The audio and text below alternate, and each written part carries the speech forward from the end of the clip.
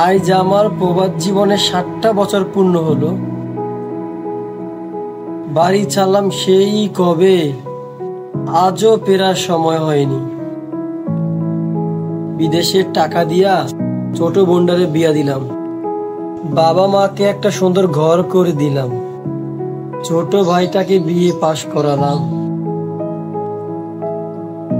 এখন মনে হয় বাড়ি ফেরার সময় হয়েছে।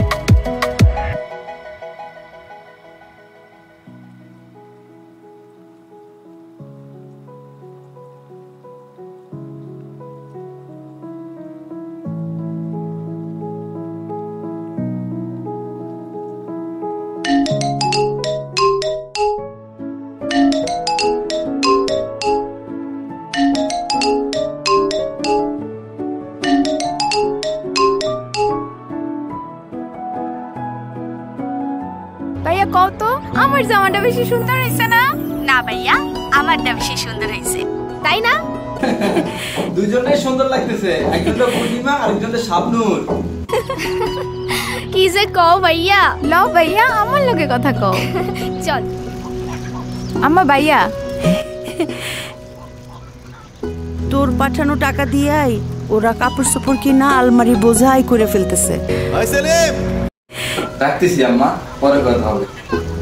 আচ্ছা বাবা, রাখো।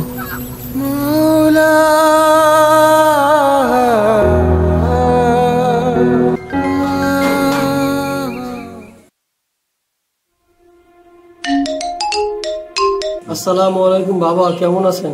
বাবা একটা কথা বলার ছিল। কি কবি, তাড়াতাড়ি আমি ব্যস্ত আছি। বাবা আমি ভেবেছি তোমাদের সাথে ঈদ কাটাবো এবার। এই বিদেশে কয়দিন হয়েছে এটা তা আমার লেগে দিশা করো নাকি? সংসারে কি করছ? সব তো আমি করি। তুই কি এবং তুই কি করছ? তোর তো কিছু করতে পারছ বিদেশে দিশা আমার লেগে। সংসারে কি করছো এটা ক? আমার লাগতো না বাংলাদেশ।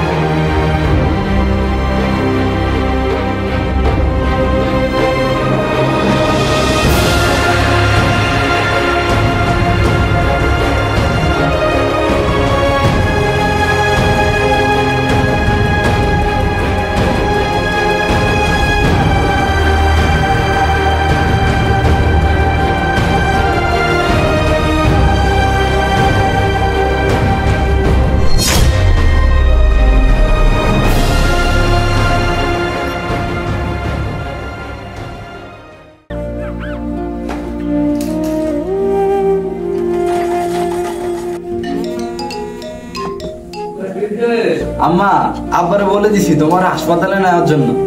বাজার তোর মায়া নাই রে, তোর মায়া নাই, করে সাইডা চইলা গেল।